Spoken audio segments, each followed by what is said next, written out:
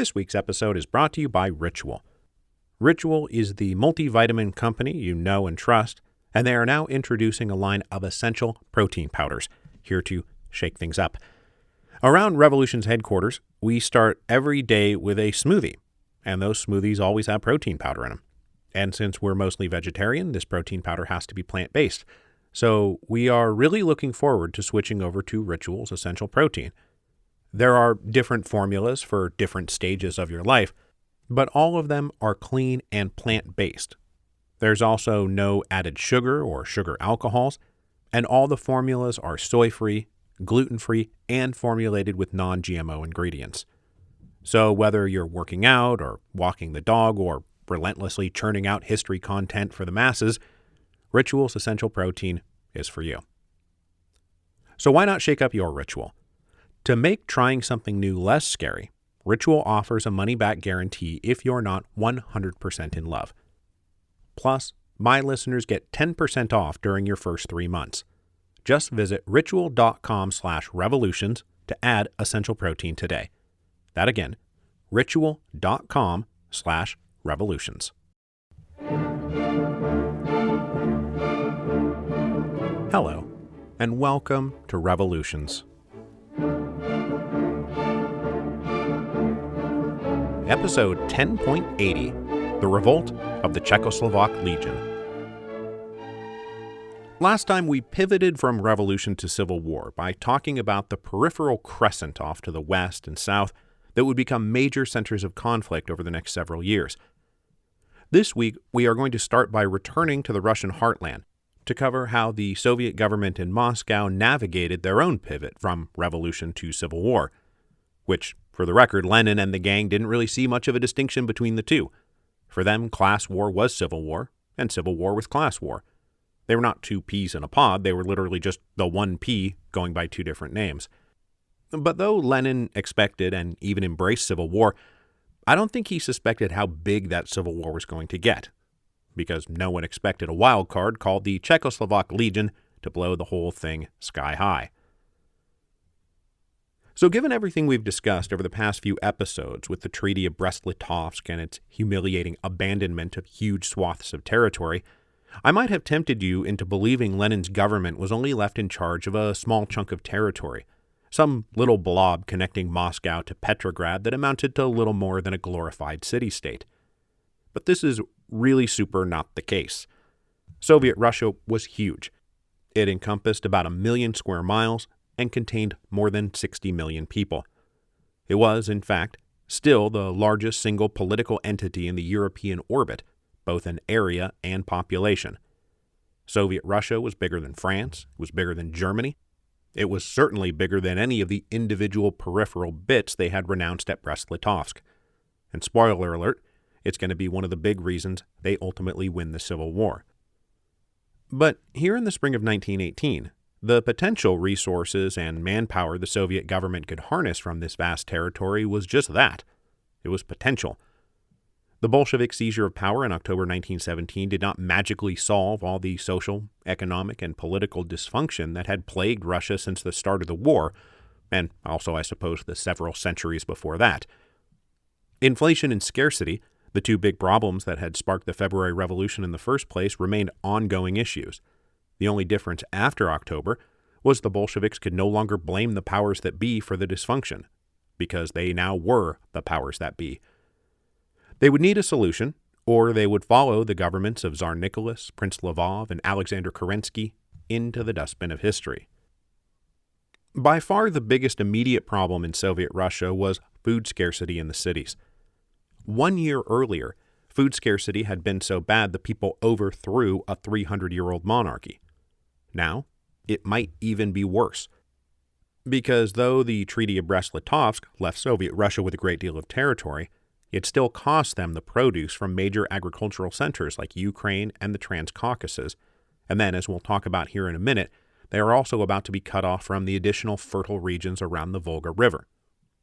Meanwhile, inside Soviet Russia, the decree on land led local villages to absorb and parcel out the huge landed estates in their neighborhoods, whereupon they imported their traditional systems of agriculture, small plots worked by individual families oriented towards subsistence farming without much care or concern for producing the amount of grain needed to fill empty bellies in the city.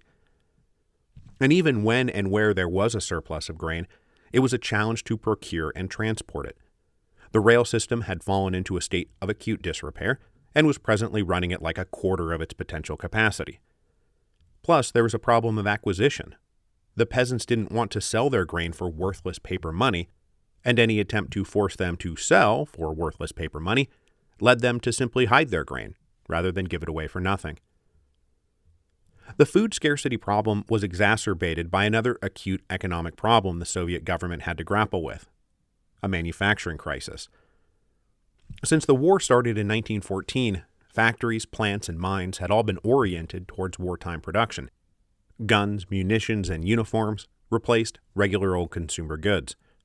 And as we talked about in episode 10-point-blank, industrial production also massively ramped up when the war started, so the ranks of the urban working classes exploded by like blank %.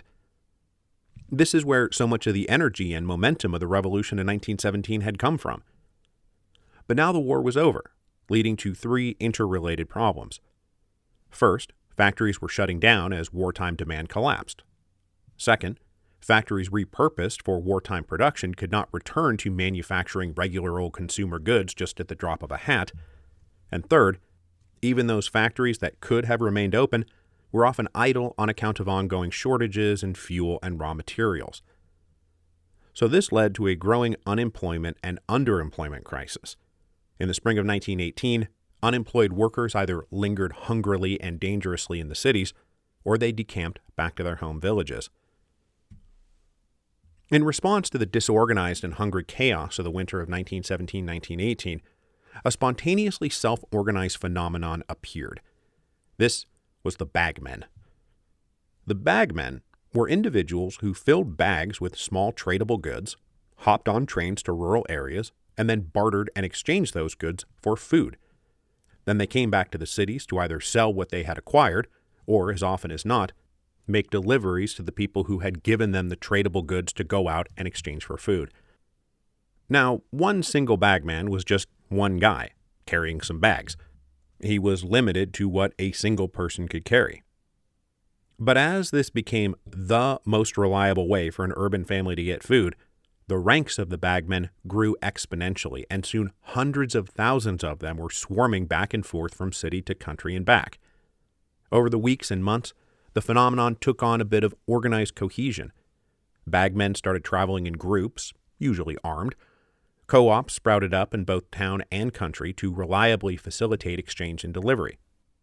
Inside the factories, which were now controlled by worker committees, the hungry workers abandoned whatever they were supposed to be doing and turned to off-the-books manufacturing of tradable goods that the household peasants actually wanted.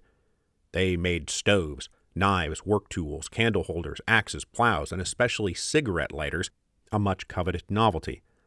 To make these goods, they often cannibalized the machinery in the factory itself. So over the winter of 1917-1918, the people self-organized a chaotic, if passably effective, barter economy under the rubric of the initial decrees that had been issued by the Bolsheviks in October. Worker-run factories were deciding to produce goods for trade that they would then trade for food from peasants who owned their own land. Co-ops and bagmen sprouted up, serving as the means of exchange and delivery. But there was one small hiccup. This is not exactly the Bolshevik vision for what post-revolutionary socialism is meant to look like. The Bolsheviks were, after all, not anarchists. They had always advocated nationalization of both land and industry. They tended to argue in favor of large-scale national collectivization of agriculture, mining, and manufacturing.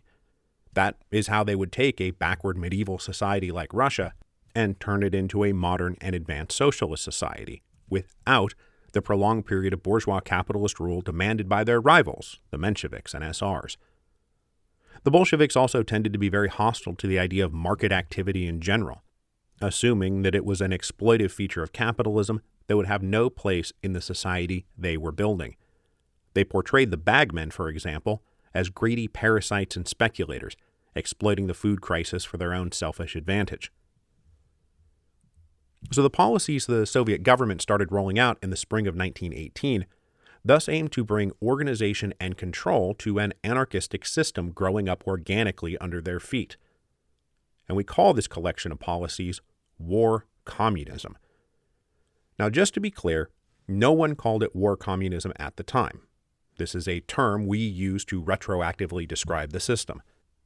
Other thing we need to be clear about, it's barely a system at all. The term war communism encompasses several different policies enacted by different commissars as the Soviet government improvised responses to simultaneous crises on multiple fronts. One thing we know about Lenin is that practical improvisation is going to trump rigid doctrine every time. So as war communism gets going, it's not like they're out there systematically implementing a color-coded timetable they had dreamed up back in Switzerland. It also gets called war communism because it's so closely linked to the Soviet mobilization for civil war. They needed to turn all those potential resources and manpower into actual resources and manpower, and the blunt instrument of war communism is how they decided to do it. Now, there is a big ongoing historical debate about the nature of war communism and its relationship to Bolshevik ideology, whether it represents an aberration, a culmination, a detour, a mistake, a necessity, random flailing, or Machiavellian plotting. The answer, in my opinion, is yes.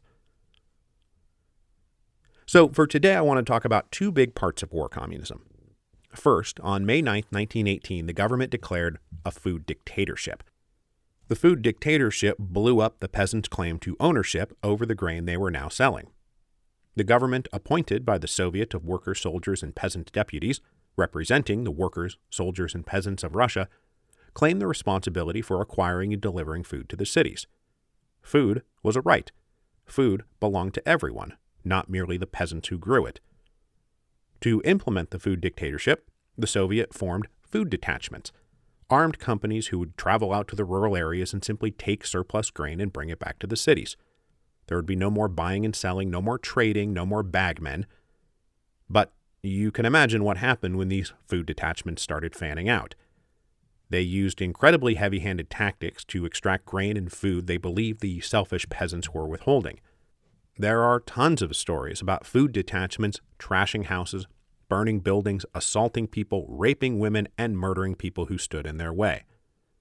And then, as they loaded up the quote-unquote surplus, they often did not care whether or not they were taking actual surplus. Most of the time, they were taking the food the peasants needed to feed themselves. So the brief honeymoon period of peace between the urban and rural populations after the October Revolution is now over, and it is going to get very messy from here on out. The other part of war communism I want to talk about today is the increasing nationalization and centralization of manufacturing. Unhappy workers were now organizing strikes not on behalf of the Bolsheviks, but against them. In their opinion, nothing had changed since October, and in many real ways, things had only gotten worse. So they started forming what were called extraordinary assemblies of factory and plant representatives who worked outside the system of Soviets of Workers' Deputies. Menshevik and SR activists were happy to enter this movement to stir up trouble against the Bolsheviks. In the spring of 1918, one striking group declared, "The Soviet government has become completely alien to us. It promised to bring the workers socialism, and instead has brought them empty factories and destitution." In response, the Soviet government started implementing wider nationalization and central administration of factories. Controversially, they granted the need to bring back many of the experienced managers and restore the old top-down structures of authority. Worker mismanagement was seen by the government as one of the primary causes of the empty factories and the destitution they complained about. So, after about 6 months, the brief experiment of worker-controlled factories gave way to the return of centralized hierarchy, with old plant managers offered high salaries to come back and run the factories, only now their salary would be paid by the state rather than a private owner. So the food dictatorship and nationalization of industry are two big pillars of war communism, and they are going to lay the groundwork for what the October Revolution ultimately means for Russia. But now I want to transition away from the communism part of war communism and back to the war part of war communism. Because in May 1918, the Soviet government found itself besieged on all sides and facing a very real military threat to its existence, most especially as a result of the revolt of the Czechoslovak Legion. So, what the heck is the Czechoslovak Legion? The Czechoslovak Legion was formed at the beginning of World War I by Czechs and Slovaks living in Russian territory eager to go fight the Austro-Hungarian Empire. They harbored nationalist dreams that had been kindled in the springtime of the peoples in 1848, and they hoped 1914 would prove to be the winter of empire, and they were hoping to join their brethren living under Austro-Hungarian rule as an independent nation. Initially, it was just a couple companies of volunteers, but the Czechoslovak Legion turned out to be as dependable a fighting unit as existed on the Russian side. This proved especially true as the Russian side collapsed in the summer of 1917. The Czechoslovak Legion was one of the few groups involved in the Kerensky offensive to perform with anything resembling heroic determination. After their success, Kerensky's government gave permission to representatives of the Czechoslovak National Council, a political lobbying group advocating their national cause, to go recruit Czech and Slovak prisoners of war being held in Russian POW camps. It was not a hard sell, and in short order, the Czechoslovak Legion ballooned to more than 40,000 men, most of them stationed in Ukraine. After the failure of the Kerensky offensive, the Russian army, of course, plunged into terminal decline. But unlike the Russian soldiers, whose revolutionary hopes and military disillusionment were leading them to desert the army in droves, the one overriding hope of the Czechs and Slovaks, that is, national independence, remained unfulfilled. So they wanted to keep fighting. When the Central Powers invaded Ukraine in late February 1918 to force the Russians to sign the Treaty of Brest-Litovsk, the Czechoslovak Legion was again like the only military force opposing them with anything resembling energetic discipline. They fought with particularly stubborn tenacity because all of those who had been recruited out of the POW camps were considered deserters guilty of treason by the Austro-Hungarian military. They would be summarily executed if captured. After Brest-Litovsk, the Legion still had high morale and disciplined cohesion, and they wanted to figure out a way to stay in the war against the Central Powers, because it was still their war, even if the Russians had now bailed. So they decided they wanted to provide reinforcements for the Allies on the Western Front. But small problem, they couldn't go west by heading west. There were enormous enemy armies standing between them and France. So they settled on a very ambitious plan. Go west by heading east. First, they would travel 6,000 miles east to Vladivostok. Then they would board ships that would take them across the Pacific. Then they would traverse the Americas, then cross the Atlantic and land in Western Europe, completing a near-total circumnavigation of the globe. Now, the Soviet government and the legionaries didn't trust or like each other, but on March the 25th, the Soviet government granted them safe passage to Vladivostok. Berlin and Vienna would not be happy to learn that the Russians were letting a formidable opponent of the Central Powers move on to fight them on a different front. But Lenin and Trotsky and the other Soviet leaders balanced this with the knowledge that the Czechoslovak Legion also posed a threat to them, so they decided it was safer to see the Legion off rather than force them to stay. As the Legion started to move east along the Trans-Siberian Railway over the course of April and early May 1918, they did not simply move as one giant force of 42,000 men. They traveled in separate smaller groups depending on the capacity of the railroad at any given moment. By May 1918, the companies furthest along had reached Vladivostok, while those furthest behind had barely left European Russia. In his very good book on the Russian Civil War, Evan Maudsley illustrates the scope of the spread for an American audience. And if you're not a part of the American audience, just bear with me, and also probably you'll find this interesting too. But if you were to put a pin where New York City is on a map of North America and say this is where the legionary group that's furthest east is, then their westernmost comrades would be at a point 1,300 miles west of San Francisco. West of San Francisco. 1,300 miles out into the middle of the Pacific. That is the scope of the distance we're talking about here. Now, so far, there's no problem. The 42,000 legionaries are departing peacefully. But problems erupted in mid-May. Despite the deal with the government in Moscow, local Soviet authorities were suspicious and hostile of these heavily armed Czechs and Slovaks passing through town. Sometimes, the legionaries were delayed for long periods while they waited for trains. This led to a great deal of irritated frustration and impatience on both sides. Finally, on May 14, 1918, a group of legionaries moving east encountered a group of Hungarian prisoners of war traveling west. The legionaries were obviously on their way to Vladivostok. The Hungarians were being repatriated by the terms of the Treaty of Brest-Litovsk.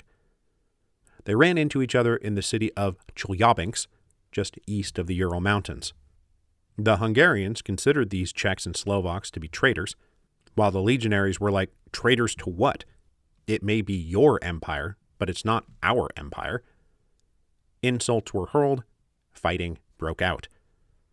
The municipal Russian authorities then stepped in and arrested some of the Czech leaders. Outraged legionaries then staged an armed attack to rescue their brothers from jail, and in the process wound up taking effective military control of the city. Now, this might have not been a big deal, but for the response of the Soviet government. Trotsky has by now resigned as Commissar of Foreign Affairs and taken up his job as Commissar of the Army and Navy. Believing the revolt of the Czechoslovak legionaries was part of a wider effort by anti-Soviet elements to foment counter-revolutionary uprisings along the critical Trans-Siberian Railway, Trotsky sent out an order on May 25th demanding the immediate disarmament of the Legion. His order was blunt. Quote, "Every armed Czechoslovak found on the railway is to be shot on the spot," end quote. This turns out to have been something of a blunder. Local Soviet forces were going to find themselves inferior to the Czechoslovak legionaries whenever and wherever they encountered each other. And in fact, for all of 1918, wherever the Czechoslovak legions were, they were the best trained, most disciplined, and most effective fighting force in the field. That's why their uprising is such a big deal. So at the moment, anybody who tried to implement Comrade Trotsky's order was not going to shoot armed Czechoslovaks on the spot. They were going to get shot by armed Czechoslovaks on the spot. After the seizure of Chelyabinsk, word went up and down the Trans-Siberian Railway to other legionary units, and wherever they happened to be, they pulled out their rifles and machine guns and took over. The Legion soon controlled almost the entire length of the Trans-Siberian Railway. This is a very big deal. Now, the point that links the revolt of the Czechoslovak legions to the Russian Civil War is the city of Samara, situated about 600 miles southeast of Moscow, where the Volga River meets the Samara River. The city in particular, and the Volga region in general, had been one of the main bases of SR popular peasant support, and a group of SR delegates to the Constituent Assembly had regrouped there in the aftermath of the closing of the Constituent Assembly back in January. Here, they hoped to plug themselves into a large and hostile reaction to the Bolshevik takeover of Russia, and they dreamed of establishing a rival government to the Soviets by claiming the superior sovereign authority of the Constituent Assembly. But they spent the first couple months of 1918 supremely disappointed, because as we've seen, even areas where there was a real SR population, they didn't care much about the Constituent Assembly per se. They just wanted land and local autonomy, both of which the Bolsheviks had promised.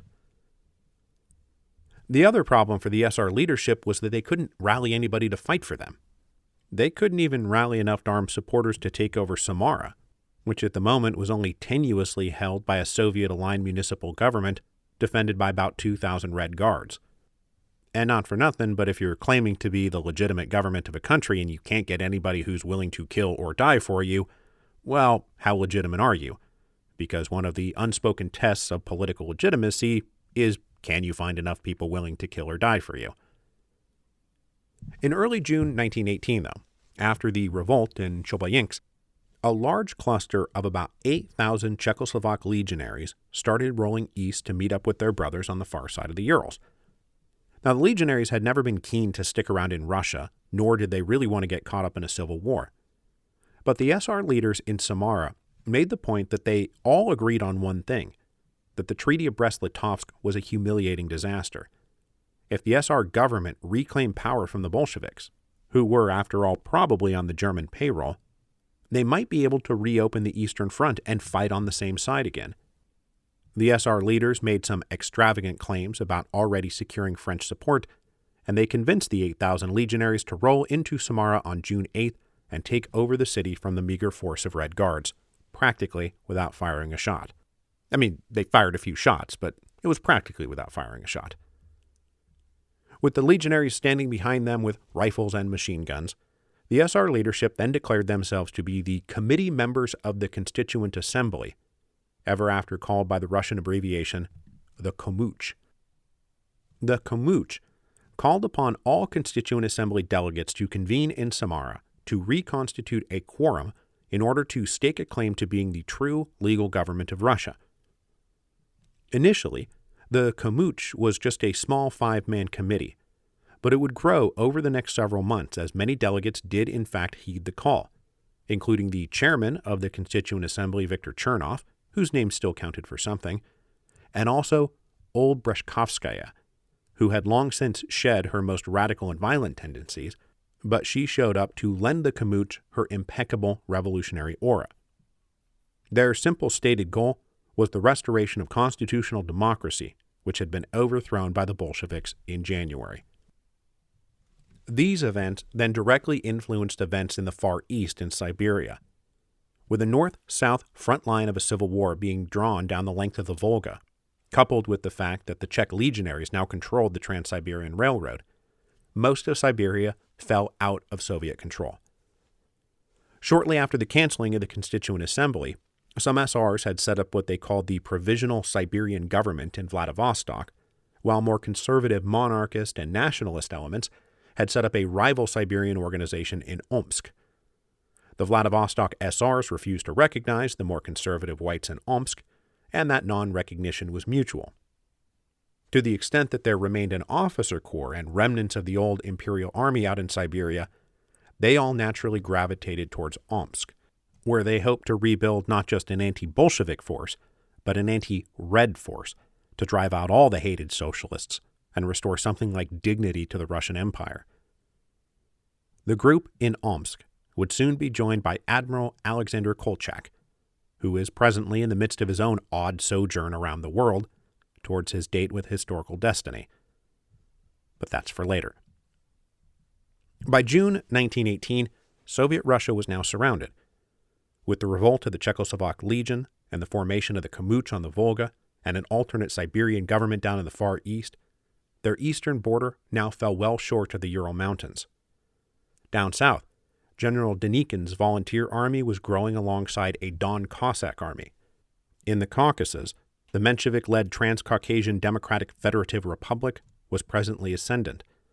And then obviously along their western border, Ukraine, Belarus, the Baltic, and Finland were all teeming with armies of the Central Powers. And this is to say nothing of the Allied powers, who were making their first concerted efforts to influence events inside Russia, using the Czechoslovak legions and other white armies to maybe get rid of the communists and reopen the Eastern Front. So that brings us to the other big thing that emerges out of Soviet Russia in the spring of 1918, the Red Army.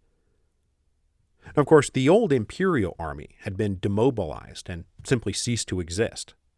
So in the first phase of their conflict after the October Revolution, the Soviets had relied on enthusiastic Red Guard detachments and regiments of soldiers who had been brought into the framework of the Military Revolutionary Committee. Technically, the government had issued its first decree forming a new Red Army back in January, but that force was still entirely reliant on volunteers. Lenin himself personally enjoyed a brief moment of hope in April 1918 that after Kornilov was killed, the civil war that necessarily accompanied the revolution was maybe already over. But instead it came roaring back to life with a dangerous vengeance. The Red Army was not recruiting volunteers fast enough to wage the multi-front and multinational war that was now confronting Soviet Russia, especially as foreign powers were probably backing the sides arrayed against them. With the defeats and setbacks of May and June, most especially the Czechoslovak Revolt, the Soviets needed a more professional and disciplined army. A handful of enthusiastic volunteers were no longer enough to save the revolution. They needed a 1,000,000-man army. Trotsky was one of the key architects of the new Red Army. He abandoned all pretense of democratization and volunteerism and instead set about building a very traditional army. After resigning as Commissar of Foreign Affairs, Trotsky had become Commissar of the Army and Navy, a position he would hold until 1925. And for all of Trotsky's historical reputation as like brainy Smurf, the intellectual, the writer, the orator, his role as the organizer and leader of the Red Army in the Russian Civil War was probably his greatest contribution to the Russian Revolution. And that's saying a lot. Alongside Trotsky at this early phase was an old Imperial officer named Mikhail Banchbrugevic, who served as Chief of Field Staff and Military Director of the Supreme Military Council of the Soviet government. Banchbrugevic may not have been a dyed-in-the-wool communist, but his younger brother was. His younger brother had served for years as Lenin's private secretary, and so General Banchbrugevic was trusted enough to organize a real army. And he did a pretty decent job of it, developing both the logistical and strategic architecture of the Red Army. Several controversial decisions went into the formation of the Red Army. First, the reintroduction of conscription. The Red Army needed men, a lot of men, and they needed them right now. Continuing to try to fill the ranks on an all-volunteer basis was not going to work. In April 1918, the Soviet government decreed universal military training for all men of military age. Then, on May 29th, after the revolt of the Czechoslovak Legion, the government ordered their first major levy of troops. To fill this levy, they relied on the conscription lists of the czars, and simply put it to work for the Red Army. Conscription triggered a lot of resistance out there, but it was not wholly resisted. Economic conditions were pretty bad out there. Unemployment was high. Many former soldiers returned to their old villages and found nothing to return to. They saw the Red Army offering wages and coats and boots. They shrugged their shoulders and went back to war. But perhaps an even more controversial decision was the aggressive recruitment of former Imperial military officers. These guys were generally considered a bulwark of the old regime, but they were also the only ones who knew how to organize, lead, and run an army. So, setting aside ideological objections, Trotsky and Banchbrugevic threw open the doors for the old officer corps, pitching the Red Army as a force being mobilized to defend Russia from foreign threats, which any patriotic Russian officer could get behind. Of course, it didn't hurt that with mass demobilization and the end of the war, most of these officers had lost their wages, careers, pensions, and sense of purpose. So even if they too had ideological objections to the Soviet government, and many of them did, they were basically being offered their old jobs back, and they took them. In the first months of the Civil War, nearly 10,000 such officers signed up. By the end of 1918, there were 22,000. And you might be asking yourself, how on earth can the communists trust these people with their Red Army? And the answer is, they didn't. Which is why at the same time you get the further development of political commissars.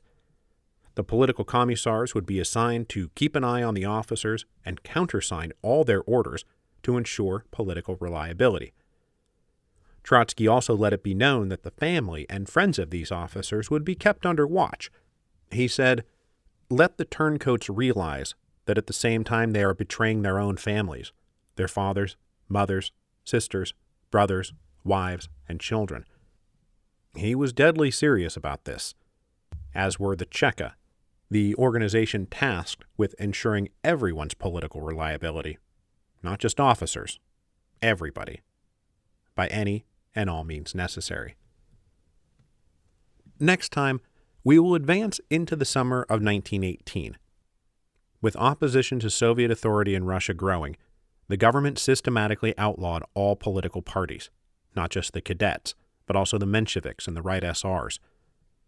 And with their own hopes and dreams getting tossed aside by Lenin's government, the left SRs, who had joined the Bolsheviks in October, broke with the regime and attempted to stage a new October 1917 in July 1918.